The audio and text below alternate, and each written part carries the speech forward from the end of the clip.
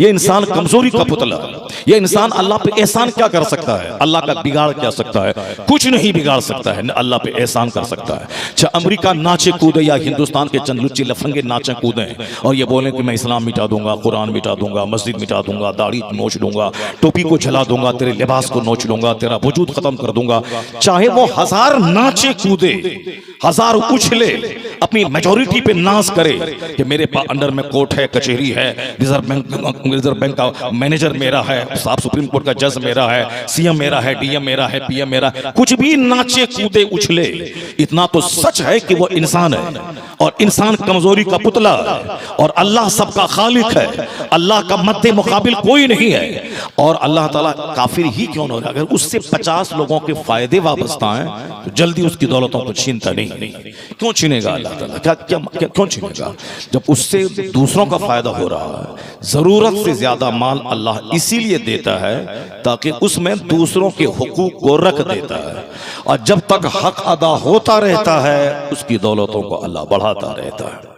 इसी को कुरान शरीफ में कहा गया, वला इन शकरतुम लाज़ीदन्नकुम, अगर तुमने मेरी नेमतों का शुक्रिया अदा किया, मतलब तुम ये दिल से इकरार करो कि मेरे रब ने दिया है, मेरी मेहनतों का दखल नहीं, वरना तुमसे ज्यादा मेहनत और लोग करते हैं। 12-12 घंटे दिन में काम करते हैं, रात में 6 घंटे ओवर टाइम लगा के काम करते हैं और खूब मेहनत करते हैं, मगर 500 से ज्यादा नहीं कमा पाते हैं। और अल्लाह ने तुमको एक दिन में 5,000 5 लाख दे दिया तो तुम मेहनतों का दखल नहीं।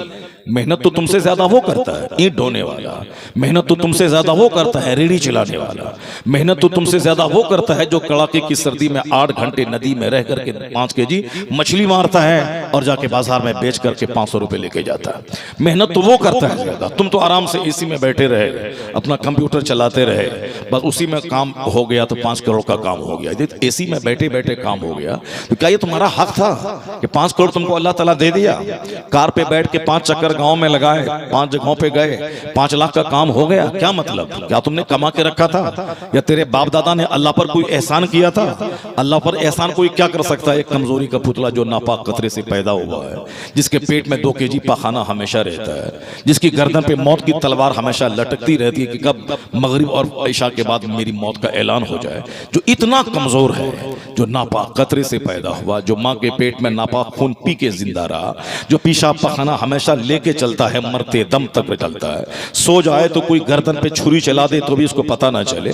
यानी इतना कमजोर है ये इंसान, बुनियाद कमजोर, इब्तिदा कमजोर, जिसका माँ के पेट में रहना कमजोर, माँ की गोद में रहना जिसका कमजोर, माँ के दिल में अल्लाह मोहब्बत डाल के नर्स की तरह मेरे पेशाब पाखाना साफ करके मेरी खिदमत करती है, ये कोई कर सकती है? नहीं, ये सिर्फ अल्लाह बच्चे की मोहब्बत माँ के दिल में डाल देता है। ये सब कुछ अल्लाह करता है। ये इंसान कमजोरी का पुतला है। ये इंसान अल्लाह पे एहसान क्या कर सकता है? अल्लाह का बिगाड़ क्या सकता है?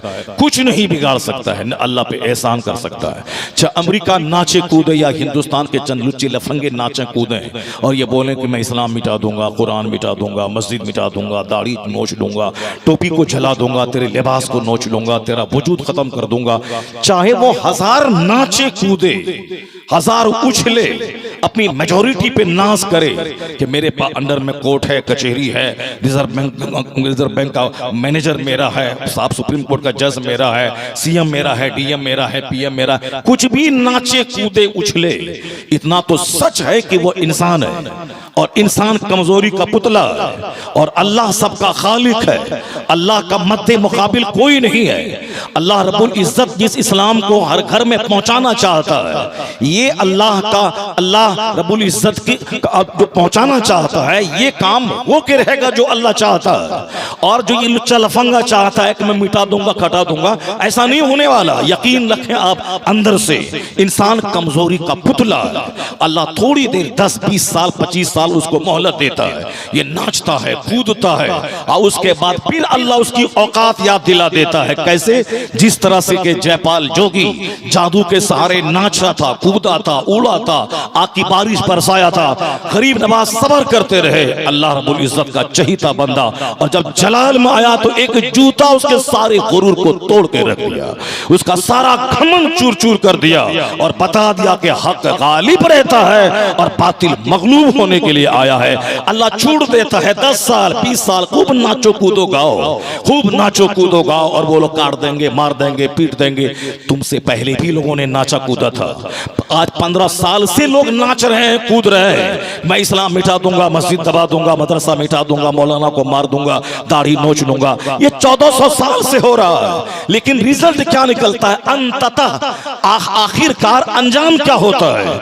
एक मानने वाला था मुस्तफा का, लेकिन जैसे दुश्मनी बढ़ी 1 लाख मानने वाले हो गए मुस्तफा के, फिर जैसे दुश्मनी बढ़ी 1 करोड़ मानने वाले हो गए मुस्तफा के, फिर जैसे दुश्मनी बढ़ी 1 अरब मानने वाले हो गए मुस्तफा के। मेरी उम्र 50 प्लस है, आज मैं 10 साल के बाद जब होश संभाला हूं, आज तक मैं यही सुन रहा हूं। मौलाना बोलता है इस्लाम खतरे में है, नेता बोलता है इस्लाम खतरे में है, पीर साहब बोलता है इस्लाम खतरे में है, सारे मुसलमान बोलते हैं इस्लाम खतरे में है। तो 50 साल से मैं यही सुन रहा हूं, इस्लाम खतरे में है, इस्लाम खतरे में है, इस्लाम खतरे में है। ये बता दें इन नेताओं को कि इस्लाम खतरे में है, तो 50 साल पहले मुसलमान 100 करोड़ थे, और आज की तारीख में 200 करोड़ मुसलमान दुनिया में है, और 200 करोड़ के नाम के साथ लफ्ज़ मोहम्मद जुड़ा हुआ है। वो पहला शख्स जिसने मुस्तफा का कलमा पढ़ा था वो सिद्दीक अकबर थे। दूसरा शख्स जिसने कलमा पढ़ा वो हजरत मौला अली थे, वह ज़ैद इब्न हारिसा थे, आपकी बीवी थी। 4 नुफूस कुदसिया थी जो पहले कलमा पढ़ी, और 3 साल तक 40 लोगों ने कलमा पढ़ा, 3 साल तक। लेकिन आज की वो तारीख उलट के देखें, दुश्मनी बढ़ती गई। जनाब खब्बाब को फांसी पे फंदे पे लटका दिया गया, जनाब बिलाल को चटाई में बांध के धुआं दिया गया, दूसरे सहाबा को मारा गया, काटा गया, यहां तक हुजूर को टॉर्चर किया कि सरकार अपने असहाब को मक्का छोड़कर हिजरत करने का आदेश दे दिया। यहां तक कि वो खतरनाक दिन आया कि सरकार मक्का को छोड़कर मदीना चले गए, हिजरत करके जो अपना पैदाइशी वतन था उसको छोड़ के मदीना चले गए। सारा सितम सहा गया, सब कुछ हुआ, मगर दुश्मनी बढ़ती है तो दूसरी तहरीक कमजोर हो जाती है। मगर इस्लाम का तुर्रे इम्तियाज है कि मुसीबतें बढ़ती गई, इस्लाम का चमन खिलता चला गया, खिलता चला गया। तो वह 4 थे 4 लाख हो गए, 4 करोड़ हो गए। अभी 50 साल से काफिर इस्लाम उखाड़ने, इस्लाम बिगाड़ने और कुरान शरीफ मिटाने का प्लान बना रहे हैं। कई 100 साल से, 50 साल से तहरीक और तेज हो गई, मगर अल्हम्दुलिल्लाह आज 50 साल के बाद भी 1000 दुश्मनी के बावजूद हिंदुस्तान में कमोबेश 40 करोड़ कलमा पढ़ने वाला, अब पूरी दुनिया में 200 करोड़ से ज्यादा वो गुलाम जिसके नाम के साथ लफ्ज़ मोहम्मद जुड़ा हुआ है, ये मोहम्मदी गुलाम है। अल्लाह रब्बुल इज्जत का ये सिस्टम है कि दुश्मनी बढ़ती जाएगी, मुस्तफा के गुलामों की तादाद में इजाफा होता चला जाएगा। है नूरे खुदा कुफ्र की हरकत पे खंदाजन, फूकों से चिराग बुझाया न जाएगा। इस बात से हमेशा मुतमईन रहें आप कि इस्लाम का चिराग नहीं बुझेगा। अलबत्ता आप अपनी फिक्र करें कि अगर मैंने इस्लाम के कानून का फॉलो नहीं किया तो मेरा चिराग बुझ जाएगा, मेरा घर लुट जाएगा, मेरी जिंदगी तबाह हो जाएगी, मेरा कारोबार ठप हो जाएगा। इस्लाम का कुछ नहीं होने वाला। अल्लाह तबारक व तआला छोड़ देता है, छोड़ देता है, छोड़ देता है। जो बोलता है कि मैं काट दूंगा, मार दूंगा, अल्लाह ताला उसी से कलमा पढ़वा के दिन का काम ले लेता है। नहीं देखा आपने बगदाद में आग लगा दी तातारियों ने, और खूब नाचा कूदा उछला मुसलमान, कई 1000 मुसलमानों की खोपड़ी की मीनार बना के काफिरों ने शराब पिया। जब बगदाद के बदकार मुसलमानों को अल्लाह ने सजा दे दी, जिस तरह आजकल अल्लाह ताला हमको पैसा देता है तो हम कैसे जीते हैं। हमारे बच्चों की पहचान है कि चारों तरफ से बाल मूंड के बीच में लंबा बाल रखना, चोंच की तरह। क्यों, किसकी नकल कर रहे हो मेरे लाल मेरे बेटे? क्या तेरी मस्जिद के इमाम ने ऐसा बाल रखा? क्या तेरे पीर साहब ने ऐसा बाल रखा? क्या उलमा कराम ने ऐसा बाल रखा? क्या हदीस कुरान में लिखा हुआ ऐसा बाल रखना? किसकी नकल किया तुमने? बोलेगा सलमान खान की नकल किया, शाहरुख खान की नकल किया। जब इतनी बड़ी हस्तियां मौजूद हैं, उनको छोड़ करके एक नाचने वाले की नकल का क्या मतलब होता है? इतने इमाम मस्जिद के हैं, उलमा हैं, पीर हैं, साहब आला हजरत हैं, मुफ्ती आजम हिंद हैं, ताजुश शरिया हैं, गौसे आजम है, महबूब इलाही है, कुतुबुद्दीन बख्तियार काकी हैं, ये सारे बुजुर्गान दीन की एक पूरी टीम मौजूद है। इनको छोड़ करके एक नाचने वाले की तरफ बाल रखने का क्या मतलब है? इसका मतलब है कि या तो पैसे पे घमंड है, या वो आखिरत की बात को भूल चुका है, या फिर वो जानता है कि ये कुरान हदीस इस्लाम सिर्फ कहने सुनने की बात है, बाकी मजा तो फिल्म देखने और फिल्म के हीरो की नकल करने में है। जब अकल घटती है तब पागलों की नकल पागल करते हैं, दानिश्वरों की नकल दानिश्वर करते हैं। इसलिए कुरान ने कहा कि नेकों की सोहबत में रह, 3 दिन जो किताब ना पढ़े उसका दिल मरने लगता है, जो 3 दिन दीनी गुफ्तगू ना सुने उसका दिल मरने लगता है। इसलिए शरीयत ने इंतजाम किया है कि हर जुमा के दिन जुमा की नमाज फर्ज, और उस फर्ज नमाज में खुतबे जुमा शर्त, जिसके बगैर नमाज ही नहीं होगी। इसलिए जुमा का खुतबा शर्त है, यानी समझ लें कि फर्ज है। जिस तरह बगैर वुजू के नमाज नहीं, उसी तरह बगैर खुतबे जुमा की नमाज नहीं। 1 मिनट का खुतबा हो जरूरी है। क्यों? इसलिए कि एक हफ्ते में बाल बच्चे, मशीन, दुकान, खेत खलियान में रहने की वजह से जो दिल मर जाता है, जो जबान पे घमंड के जुमले आते हैं, जो दिमाग में गुरूर का नशा छाता है, जो कब्र हशर मिजान वो सबको भूल जाता है कि मेरी मौत कल होने वाली, वो सब भूल जाता है, मस्तियों में गुम हो जाता है। तो जुमा का खिताब जरूरी है ताकि बता दे कि सबीलुकुम तवीलुन तवील व ज़ादुकुम कलीलुन कलील, यानी तेरा सफर लंबा है, तेरा ज़ादे सफर थोड़ा है, रास्ता लंबा है, तुम्हारे पास ज़ादे सफर थोड़ा है, तो फिर उस ज़ादे सफर की तैयारी करो, मौत की तलवार लटक रही है। तो जुमा के दिन का खिताब ये मुझे झंझोड़ने, मेरे दिल के सूखे खेत को दोबारा वाज का पानी देकर हरा भरा बनाने के लिए है। यह शरीयत ने इसीलिए करार दिया है कि एक हफ्ते में अगर पिछले जुमा की नसीहत का पानी अगर उतरने लगे तो अगले जुमा को फिर खिताब करके नसीहत का पानी चढ़ा दिया जाए, ताकि मोमिन का दिल मरने से बच जाए, वो दिल जिंदा रहता रहे। ये है वाज की नसीहत, वाज़ो नसीहत की ये क्वालिटी है। इस्लाम ने जोर दिया है कि 3 दिन से ज्यादा किताब को अगर कोई नहीं पढ़ा तो दिल मर जाएगा उसका। बुजुर्गों ने कहा है आलिम वो भी पढ़ें, पीर वो भी पढ़ें, जो पीर नहीं पढ़ेंगे वह पक्का दुनियादार, सिर्फ पैसे पे नजर रहेगी, एसी कार, एसी बंगला, एसी घर पे नजर रहेगी। अगर जो मौलाना नहीं किताब पढ़े उसकी भी नजर दूसरों के जेब पे रहेगी, वो सिर्फ देखता रहे कहाँ माल मिलेगा, कहाँ पैसा मिलेगा, कहाँ मिलेगा, इसी तरह से वह तकता रहेगा। जिसकी नजर किताब पे रहेगी वह दूसरों पे एतमाद नहीं करेगा, वो अल्लाह पर एतमाद ज्यादा करेगा। वह मैं यतवक्कल अल्लाह फहुव हस्बुह, जो अल्लाह पे भरोसा करता है अल्लाह उसके लिए काफी हो जाता है। इस दिल को मरने से बचाने के लिए वाज जरूरी है, इस दिल को मरने से बचाने के लिए नेकों की सोहबत जरूरी है, इस दिल को मरने से बचाने के लिए आलिमों का चेहरा देखना जरूरी है। जिस तरह डकैतों का चेहरा देखने से दिल में डकैत बनने का ख्याल पैदा होता है। नेता के पास 3 दिन बैठे, झूठ बोलने वाला सफेद पोश नेता बनने का ख्याल आता है। दारोगा के साथ 10 मिनट बैठ जाए, कीमती गाली जो ना आपके बाप ना दादा ने सुनी होगी, वो गाली जबान से बकने का जज्बा पैदा हो जाता है। डकैतों को लोग रहनुमा समझने लगे क्योंकि उनका दिल डकैतों जैसा है। चोरों को लोग रहनुमा समझने लगे, उनका दिल चोरों जैसा है। गुंडों को अपना लीडर समझने लगे, इनका दिल लूटा हुआ है। वरना एक डकैत मेरा लीडर होगा, एक चोर मेरा लीडर होगा, एक ज़िनाकार मेरा लीडर होगा, एक शराबी मेरा लीडर होगा, एक कातिल जो 50-100 आदमी को कत्ल किया हो वो मेरा लीडर हो सकता है। क्योंकि हम खुद चोर हो गए, इसीलिए हमारा रहनुमा चोर हो रहा है। और जब हमारे बाप दादा नेक थे तो उनका रहनुमा चोर डकैत नहीं होता था, उनका रहनुमा आला हजरत होता था, मुफ्ती आज़म हिंद होता था, कुतुबुद्दीन बख्तियार काकी होता था, ख्वाजा गरीब नवाज होते थे। उनकी नजर अल्लाह के नेक बंदों पे होती थी, नेक बंदों पे नजर होती थी। जहां 50 गन काम नहीं कर पाए वहां नेकों की एक निगाहे कमाल, निगाहे जलाल से वो काम हो जाता था। जो काम हजारों गन नहीं करे मर्द मोमिन की आंखें आंसू का कतरा कर जाता था। हम खुद नेक थे, इसलिए मेरा लीडर नेक था और उन नेकों को हम अपना सहारा समझते थे। लेकिन जब से हम चोर और डकैत हो गए, जब से हम पक्का दुनियादार हो गए, अब मेरी नजर इमाम, आलिम, मुफ्ती, नेक लोगों पे नहीं है, मेरी नजर डकैतों पे है, मेरी नजर चोरों पे है, मेरी नजर कत्ल करने वाले कातिलों पे है। ये मेरा लीडर है। ये लीडर अगर मर गया तो हम बेसहारा हो गए, एक डकैत मर गया तो हम बेसहारा हो गए। नहीं नहीं, तुम्हारा रहनुमा न चोर है न डकैत है, तुम्हारा रहनुमा सालिहीन है, उलमाए रब्बानीजीन है, औलियाए कामिलीन है। तेरा रहनुमा सबसे बड़ा मुस्तफा जाने रहमत है। इसलिए आला हजरत ने कहा, एक डकैतों को रहनुमा समझने वाला, एक मुसीबत की घड़ी में डकैतों से मदद मांगने वाला, आला हजरत कहते हैं गमज़दों को रजा मुज़दा दीजिए के है बेकसों का सहारा हमारा नबी।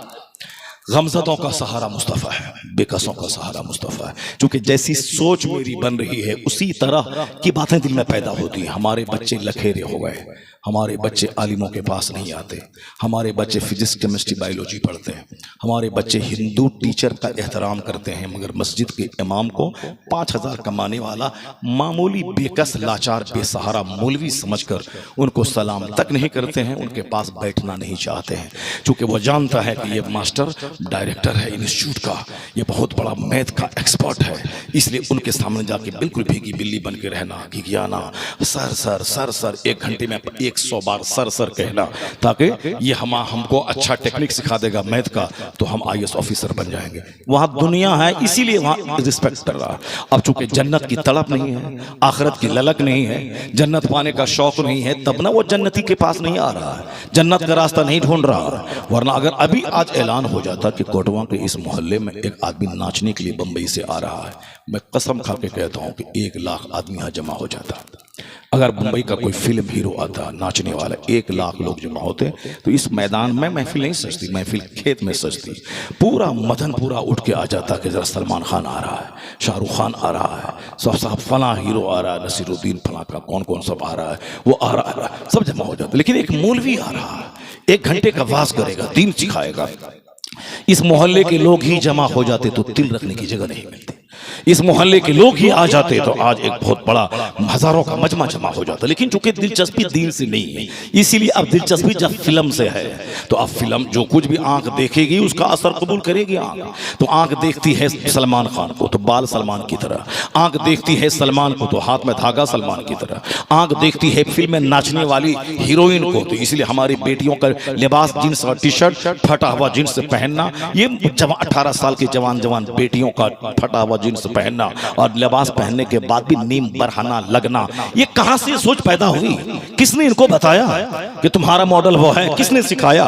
किसने सिखाया? इसीलिए कि हमारे मोबाइल ने सिखाया, हमारे टेलीविजन ने सिखाया, हमारी फिल्म इंडस्ट्रीज ने सिखाया, हमारे बाप ने मुझको सिखाया कि वह एक फिल्म बनाता है 50 करोड़ कमाता है। हमारे बाप ने सिखाया, वह फिल्म में नाचता है 1 करोड़ रुपए लेता है, वह किसी एडवर्टीजमेंट में जाता है, चाहे बीड़ी सिगरेट गुटखा राज रजनीगंधा हो, शुद्ध प्लस हो, उसका ऐड देता है 50 लाख लेकर के वह 2 साल के ऐड का सिग्नेचर कर देता है। अब वह 2 साल तक ऐड देता है, 50 लाख रुपए ले लिया, 50 करोड़ रुपए ले लिया। तो मौलाना मौलवी मास्टर टीचर दरोगा बनेगा तो कितना कमाएगा? हीरो बनेगा तो एक फिल्म साइन करने में 50 करोड़ कमा लेगा। क्रिकेटर बन गया तो फला पठान इतना कमाया, 1 मैच जीता, 50 कार मिल गई, इतने करोड़ रुपए मिल गए। बस मेहनत करो, क्रिकेट खेलो खेलो खेलो खेलो खेलो। एक दिन लग काम किया, डिस्ट्रिक्ट में सिलेक्शन हुआ, स्टेट में सिलेक्शन हुआ और साहब वो सेंट्रल टीम में सिलेक्शन हो गया, तो एक मैच में 50 करोड़ रुपए। तो अब बच्चों के दिमाग में एक क्रिकेट का जुनून चढ़ा है, फुटबॉल का जुनून चढ़ा है। अब मोबाइल वो देख देख करके उसी तरीके पे वो अमल कर रहा है, लिबास, साहब जूता, घड़ी, ये सब हीरो जैसा, एक्टर जैसा, क्रिकेटर जैसा, ये हम लुट गए। दूसरों की नजर जन्नत पे नहीं है, इसलिए उनका बेटा बर्बाद हो कोई हर्ज की बात नहीं। उसकी बेटी मुसलमान बने कि काफिर बने कि इसके पास जाए कि शराब पिए कि साहब वह ज़ना करे कि कोठे पे जाए कि वो साहब या इस्मत आबरू की इस्मत फरोशी करे, उसका मतलब मुसलमान का यकीन है कि दुनिया पानी का एक कतरा है, आखिरत मिसले समंदर के है। हुजूर फरमाते हैं इज़ा दखला अहदुकुम, तुम में से कोई अपनी इस उंगली को फिल यम, समंदर में दाखिल करे, फल यनजुर बिमा तरजा, फिर वो देखे कि उंगली कितना पानी लेके लौटी है, एक कतरा पानी। हुजूर कहते हैं कि ये दुनिया और आखिरत की मिसाल यही है। दुनिया मिसले समंदर के है, ये आखिरत मिसले समंदर के है, और दुनिया एक कतरा पानी है। अब आप बता दो कि एक कतरा पानी के लिए सारी जिंदगी की जद्दोजहद, 35 साल पढ़ना, 35 साल चूतड़ रगड़ के नौकरी करना, 70 साल हो गए अब बैठ के मौत का इंतजार करना, एक दर्जन बीमारी में गिरकर 80-90 साल में मौत आई, चले गए, कब्र मिट्टी में मिल गए, छोटा सा घर, एक छोटी सी कार, बस खाए पिए वो पखाना बन गया, कपड़ा जो पहने पुराना हो गया। अब कब्र में 1 लाख साल वो रहेगा। कयामत आएगी 1 लाख साल के बाद। कयामत 1 मिनट के बाद भी आ सकती है और 1 लाख साल के बाद भी आ सकती है, कोई नहीं जानता है। जो लोग 10,000 साल पहले मर गए हैं वो कब्र में 10,000 साल से पड़े हुए कयामत का इंतजार कर रहे हैं। तो अब कब्र की मंजिल तवील मंजिल है, इतने दिन तक वहां रहना है। दुनिया में 30 साल मेहनत किया, डीएम बना, और 30 साल नौकरी किया, पैसा कमाया, सब 65 साल के हो गए, 2 दर्जन बीमारी में आह ओह कराते हुए मर गए। रिजल्ट क्या निकला? कुछ नहीं। और जहां गए वहां 50,000 साल रहना। कयामत कायम होगी तो वहां का एक दिन 50,000 साल का होगा। आधा दिन पसीने में शराब और नफ्सा नफ्सी का आलम रहेगा, कोई किसी का पुरसाने हाल नहीं रहेगा। 25,000 साल तक आधा दिन, निस्फ दिन। जब 25,000 साल इसी हालत में गुजर जाएंगे तब अल्लाह दिमाग में बात डालेगा कि इस मुसीबत से निकलने के लिए कोई सिफारिशी चाहिए। तब सारे लोग प्लान बनाएंगे, चलो जहन्नम का ही फैसला हो जाए, इस मुसीबत से तो निजात मिले। किसके पास जाओगे? अल्लाह की बारगाह में कौन सिफारिश करेगा? सब कहेंगे आदम हमारे बाप हैं, चलो उनके पास। उस 25,000 साल तक दिमाग में ख्याल तक नहीं आएगा इस मुसीबत से निकलने के लिए कोई शफी, कोई सिफारिशी चाहिए। अल्लाह ताला आधा दिन यानी 25,000 साल कयामत का बात तक नहीं करेगा बंदे से। वो तड़पता रहेगा, दीवार और घर का साया तक नहीं रहेगा। ये बताएं, चूंकि हम लोग आखिरत पढ़ते ही नहीं, न घर में पढ़ते हैं, न हमारे पास जो कुछ प्रोग्राम है उसमें पढ़ते हैं। हमारे यहाँ जलसे में मुशायरा होता है, साहब बताया जाता है कि एक बार सुभान अल्लाह बोलो जन्नत तेरी जागीर है, बरेली चले जाओ जन्नत तेरी जागीर है, किचोछा चले जाओ जन्नत तेरी जागीर है, पीर साहब का हाथ पैर दबाओ जन्नत तेरी जागीर है। हमने ये तो कहानी सुनी, मगर ये हमने नहीं सुना कि वो गौसे आजम जिनका मानने वाला करोड़ों है, जो क़यामत तक के वलियों का सरदार है, उन्होंने किस कदर अल्लाह से डरने का हक अदा किया कि 40 साल तक इशा के वुजू से फजर की नमाज पढ़ ली। रात में अपनी पीठ को जमीन पर लगा के रखा, उन्होंने रात भर सोया नहीं 40 साल तक। इमाम आजम अबू हनीफा रज़ी अल्लाह तआला जिसके हम फॉलोवर हैं, आज दुनिया में 100 करोड़ लोग उनके फॉलोवर हैं, इमाम आजम के उनके तरीके पे नमाज पढ़ते हैं। उन्होंने रमजान में 60 खत्म कुरान करने का मामूल था उनका। 45 साल तक इशा के वजू से फजर की नमाज पढ़ी। जब एक बार सुभान अल्लाह कहने से जन्नत मिल सकती है, मज़ार शरीफ पे हाजिर देने से जन्नत मिल सकती है, तो वह लोग जिनका हम फॉलो करते हैं, जिनकी वजह से हम हनफी हैं, जिनकी वजह से हम कादरी हैं, उनकी मेहनतों को हमने नहीं देखा। हमने गलत ढंग से लोगों के सामने इस्लाम को रिप्रेजेंट किया। हमने रिप्रेजेंटेशन, कुरान सबसे पहले ज्यादा पढ़ना पड़ेगा, और कुरान छोड़ के जो दूसरों की किताबें पढ़ना चाहे फितना पैदा होगा। एक घर में 4 बेटा 4 ग्रुप में बटेंगे। कुरान के बाद सबसे ज्यादा हदीस पढ़नी होगी जो नबी का कौल है। यहाँ हदीस रही बात में, यहाँ सिर्फ दूसरों के अकवाल, दूसरों की करामतें बयान हो रही है। हदीस पाक पे चर्चा 50 साल हो गए, एक हदीस याद नहीं मुसलमानों को, 50 गाने याद है, मुस्तफा की 2 हदीस याद नहीं है उसको, ये मुसलमान कहलाते हैं। और साहब करामत सुनने में मजा आ रहा है, हुजूर का अकवाल फरमान सुनने में, बुखारी मुस्लिम का सुनने मजा नहीं आता है। जाहिर फितना ना होगा तो क्या होगा? घर में फितना, मस्जिद में फितना, खानका में फितना, मदरसे में फितना, गांव में फितना। 5-5 लोग हैं, 5-5 ग्रुप में बटे हैं। एक हिंदू बोला था ना, ये गैंग ग्रुप में साहब टुकड़े टुकड़े गैंग में बटा हुआ गिरोह है मुसलमान, टुकड़े टुकड़े गैंग में ये बढ़ गया है। यानी इसको यूपी बिहारी के नाम पे नफरत है, इनको साहब सिलसिले के नाम पे नफरत है, मोहल्ले के नाम पे नफरत है, और दौलत और गरीब गुर्बत के नाम पे नफरत है। इसको अंसारी और जुलाहा और मंसूरी और शेख और पठान के नाम पे नफरत है। ये टुकड़े टुकड़े गैंग में बटा हुआ है। खूब चिल्ला चिल्ला के वो नेता बोलता है जो एमपी है, हिंदुस्तान के पार्लियामेंट के मेंबर है, वो चिल्ला चिल्ला के बोलता है ये टुकड़े टुकड़े गैंग का लीडर है। और ये बात बिल्कुल सही है, हम लोग टुकड़े टुकड़े गैंग में बढ़ गए। वहां भी नजदीक गुस्ताखी रसूल है, काफिर है, चलो उसकी बात हटाओ। बाकी उसके बाद जो झंडा उठाता है मिलादुन नबी का, कम से कम वो सब तो एक हो जाओ। गौसे आजम के नाम पे तो एक हो जाओ।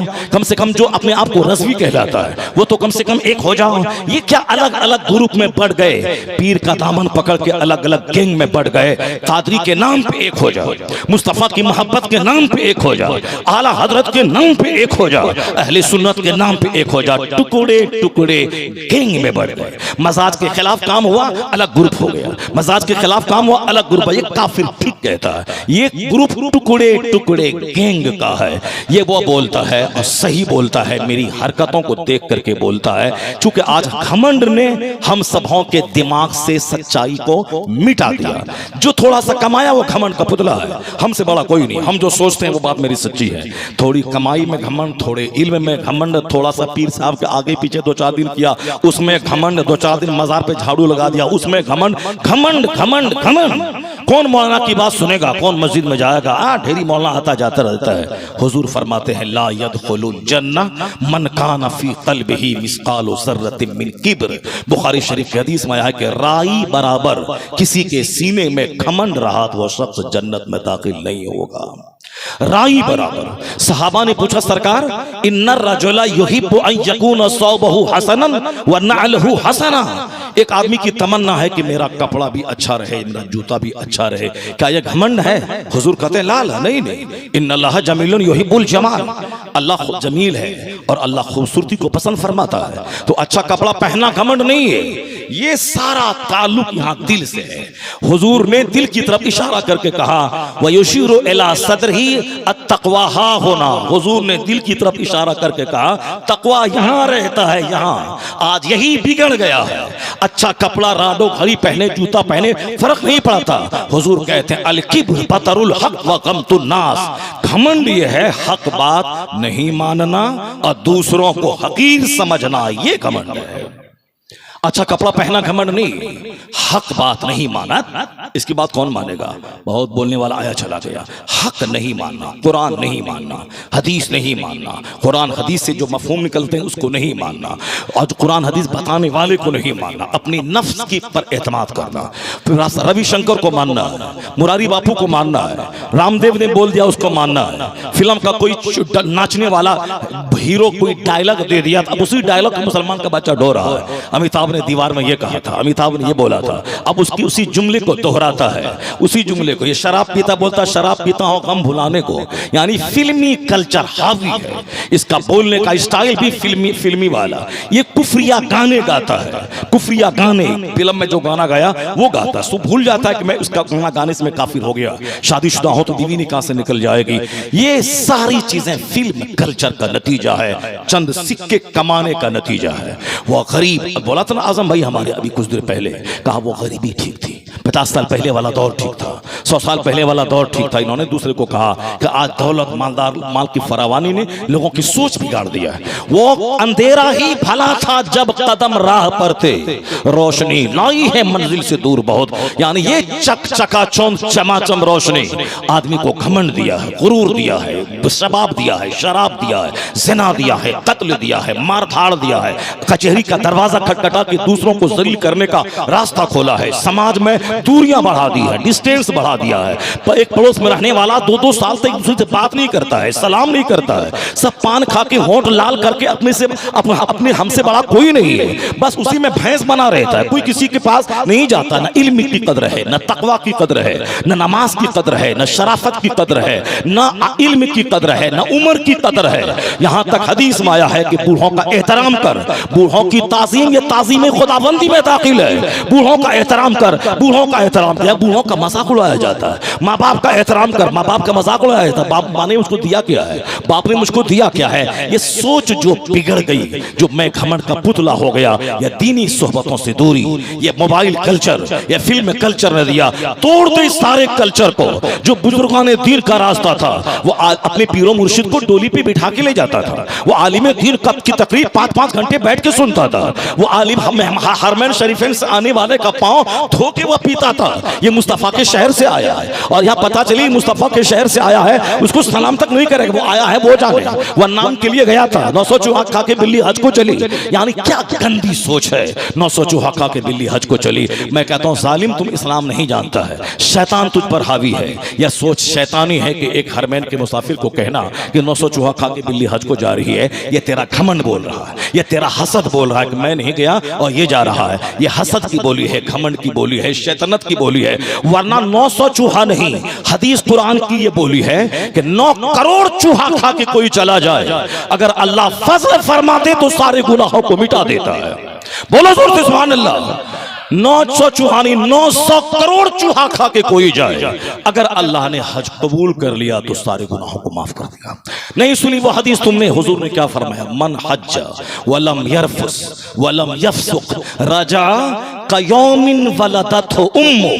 जिसने हज किया और हज के दौरान कोई गुनाह का काम नहीं किया, पाक माल से पाक इरादे से गया, वहां सारे अरकान को ठीक से अदा किया और अल्लाह रब्बुल इज्जत की खुशनुदी ढूंढी, हज के दौरान कोई गुनाह लड़ाई झगड़े का काम नहीं किया, फिर ऐसा लौटता है वो जैसे कि आज ही माँ के पेट से पैदा हुआ।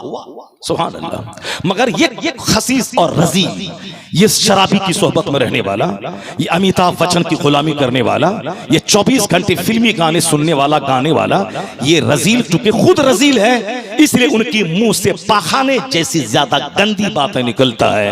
ये बेचारा दीनदार परहेजगार हज फर्ज है, हज अदा करने जा रहा है, और ये ताना दे रहा है कि 900 चूहा खा के बिल्ली हज को चली। वो हदीस पाक में पढ़ के सुनाओ कि एक शख्स कहता है कि अल्लाह तबारक व तआला ला यग़फिरुल्लाह, अल्लाह इसको नहीं बख्शेगा। अल्लाह कहता है कि तुम कौन, मन अंत, तू कौन है कहने वाला कि अल्लाह इसको नहीं बख्शेगा? जाओ, मैंने उसको बख्श दिया, तुझको जहन्नम में डाल दिया। कौन है? ये सब घमंड की बोली है, और घमंड आदमी को तबाह बर्बाद कर देता है। इसलिए चाहे कारबों में खेलो तो भी अपने आप को समझ लो कि मैं मिस्कीन हूं। जिस तरह सुलेमान अलैहिस्सलाम का तख्त हवाओं पे बिछता था, इंसान जिन्नात सवार होते थे, सुबह इराक में, दोपहर शाम में, कभी बाबुल में, कभी फिलिस्तीन में, यानी 1 महीने का सफर सुबह में करते थे। वले सुलेमान रिया गुदुव्वहा शहरुन व रवाहुहा शहर व असलना लहू ऐनल कित्र। अल्लाह कहता है हमने सुलेमान के लिए हवा को मुसख्खर कर दिया कि 1 महीने का सफर वह सुबह कर ले, 1 महीने का सफर वह शाम कर ले।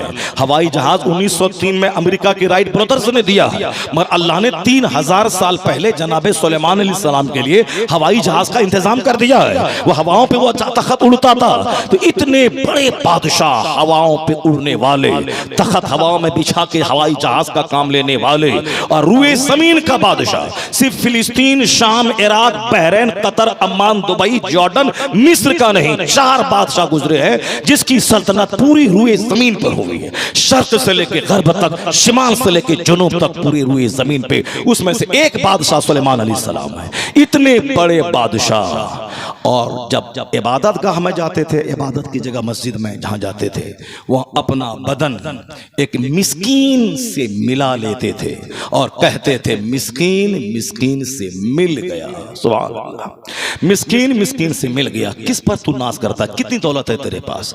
कितना तुमने कमाया है? मुकेश अंबानी की बीवी के पास 100 करोड़ की कार है।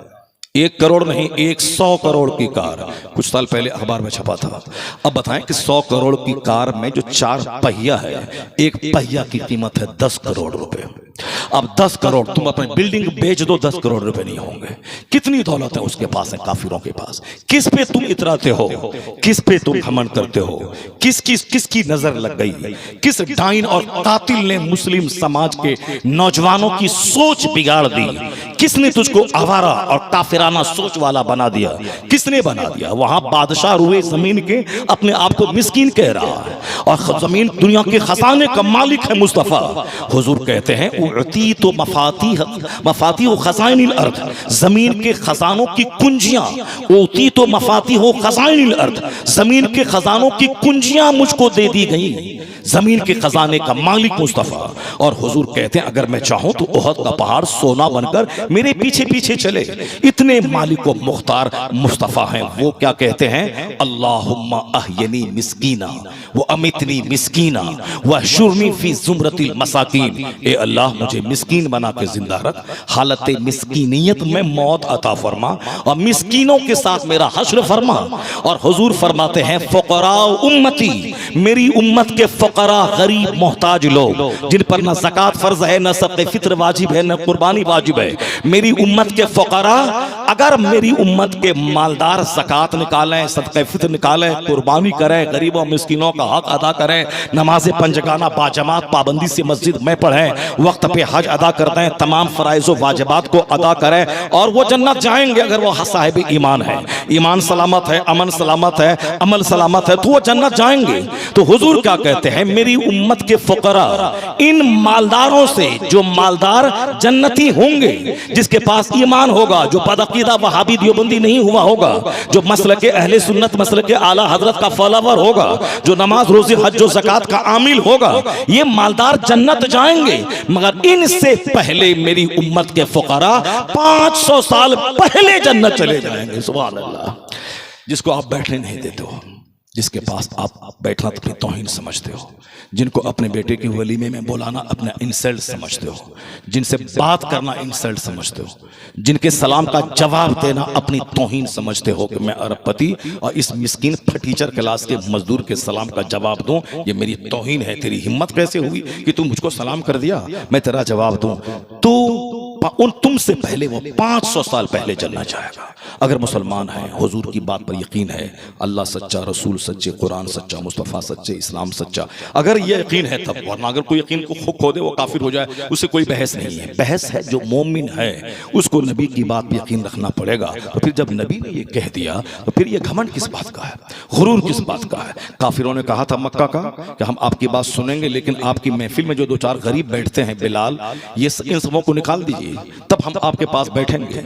आका अलैहिस्सलाम को बड़ी तड़प थी कि कैसे मक्का के सारे लोग कलमा पढ़ लें, कैसे मुसलमान बन जाएं। हुजूर की ख्वाहिश थी कि मैं तेरी कमर पकड़ पकड़ के तुझको आग में गिरने से बचाता हूं और तुम है कि उसी आग में गिरना चाहता है। सरकार की एक तमन्ना थी सब मुसलमान हो जाएं, सब जन्नती हो जाएं, सारे लोग कुफ्र और शिर्क से तौबा कर लें।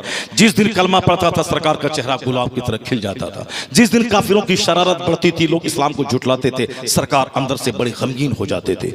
हुजूर बहुत खुश होते थे जब लोग कलमा पढ़ के जन्नती हो जाते थे। सरकार जन्नतियों को देखकर खुश होते थे। आका अलैहिस्सलाम के गुलाम हैं, सरकार दो जहां अलैहिस्सलाम को खुशी होती थी। लेकिन लोगों ने सरकार दो जहां अलैहिस्सलाम की इन बातों पे कान नहीं धरा, शरारत पे अड़े रहे, शरारत पे अड़े रहे, शरारत पे अड़े रहे। और फिर हुजूर की ख्वाहिश थी कि चलो किसी भी तरह से ये मालदार जो 2 4 10 20 लोग हैं ये कलमा पढ़ लें। तो सरकार चाहते थे कि ठीक है, इन लोगों को अलग करके उन मालदारों को बुला करके उनके सामने इस्लाम पेश कर दें। अगर वो इस्लाम कबूल कर लेगा तो बड़ा काम इस्लाम का हो जाएगा। अल्लाह ने मना कर दिया, नहीं मेरे महबूब, ऐसा नहीं करना है।